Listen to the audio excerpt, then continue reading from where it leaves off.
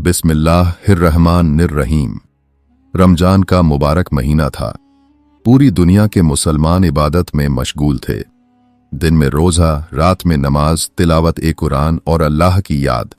हर तरफ रूहानियत का माहौल था।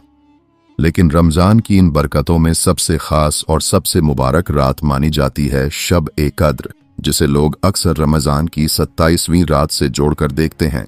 यह वही रात है जिसके बारे में कुरान में बताया गया है कि यह 1000 महीनों से भी बेहतर है। इस रात की इबादत, दुआ और तौबा का सवाब अल्लाह के यहाँ बेहद बड़ा होता है। एक छोटे से शहर में रहने वाला एक नौजवान था जिसका नाम अय्यान था। अय्यान एक आम लड़का था, लेकिन उसका दिल अल्लाह की याद से भरा हुआ था। वह अपने घर वालों के साथ रमजान के रोजे रखता, नमाज पढ़ता और कुरान की तिलावत करता। जैसे जैसे रमजान के दिन गुजरते गए, उसके दिल में एक खास इंतजार बढ़ने लगा।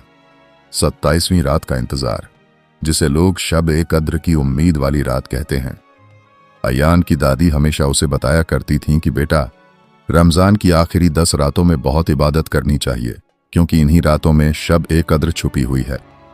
खास तौर पर 27वीं रात को लोग बहुत ज्यादा इबादत करते हैं। दादी उसे बताया करती थीं कि इस रात फरिश्ते जमीन पर उतरते हैं, रहमत बरसती है और अल्लाह अपने बंदों की दुआएं कबूल करता है। एक दिन इफ्तार के बाद अय्यान अपनी दादी के पास बैठा और बोला, दादी, क्या सच में 27वीं रात इतनी खास होती है?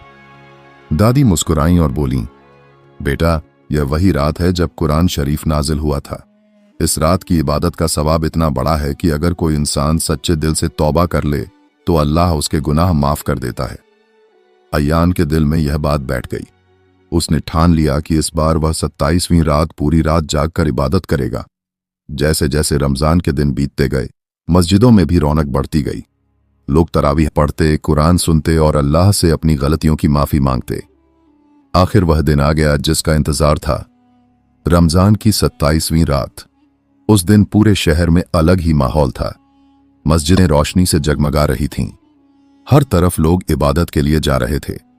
अय्यान ने भी ईशा की नमाज पढ़ी और मस्जिद की तरफ चल पड़ा। मस्जिद में पहुंचकर उसने देखा कि बहुत सारे लोग पहले से मौजूद थे। कोई कुरान पढ़ रहा था, कोई तस्बीह कर रहा था, कोई दुआ में हाथ उठाए रो रहा था।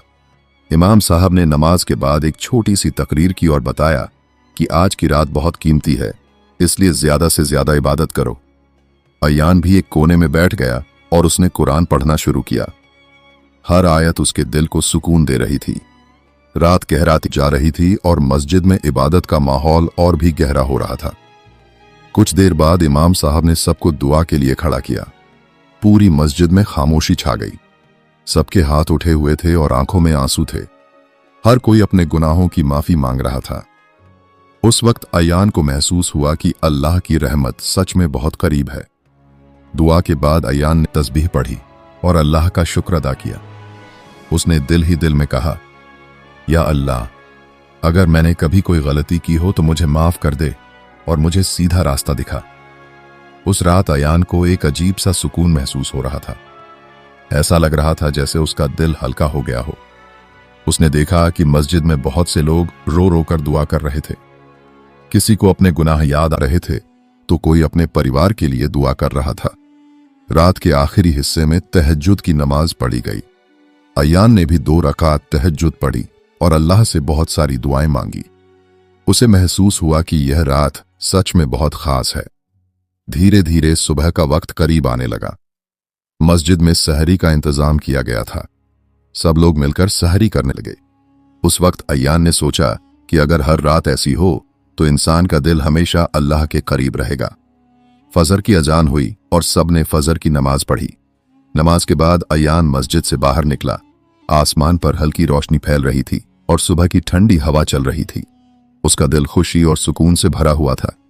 घर पहुंचकर उसने अपनी दादी को पूरी रात की कहानी सुनाई। दादी मुस्कुराईं और बोलीं, बेटा, यही तो शब-ए कद्र की बरकत है। जो इंसान सच्चे दिल से इबादत करता है, अल्लाह उसे दिल का सुकून देता है। अय्यान ने उस दिन महसूस किया कि जिंदगी में असली खुशी अल्लाह की इबादत और उसके करीब होने में है। उसने ठान लिया कि वह सिर्फ रमजान में ही नहीं बल्कि पूरे साल अल्लाह की इबादत करता रहेगा। दोस्तों, रमजान की 27वीं रात हमें यह सिखाती है कि अल्लाह की रहमत बहुत बड़ी है।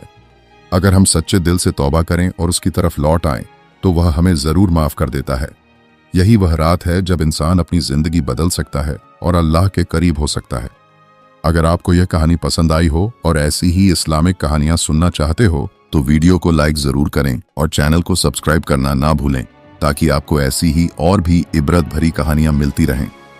याद रखिए, रमजान सिर्फ रोजा रखने का नाम नहीं है, बल्कि अपने दिल को साफ करने और अल्लाह के करीब आने का महीना है।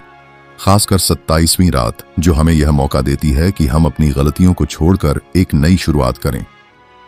इसलिए दोस्तों, जब भी यह मुबारक रात आए तो इसे सोकर ना गनवाएं। नमाज पढ़ें, कुरान की तिलावत करें, तस्बीह पढ़ें और अपने गुनाहों की माफी मांगें।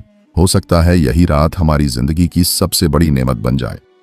अगर आपको यह कहानी अच्छी लगी हो तो लाइक करें, सब्सक्राइब करें और अपने दोस्तों के साथ जरूर शेयर करें, ताकि ज्यादा से ज्यादा लोग इस मुबारक रात की अहमियत को समझ सकें। अल्लाह हम सबको रमजान की बरकतों से फायदा उठाने की तौफीक अता फरमाए और हमें शब ए कद्र की असली कद्र करने वाला बनाए। आमीन।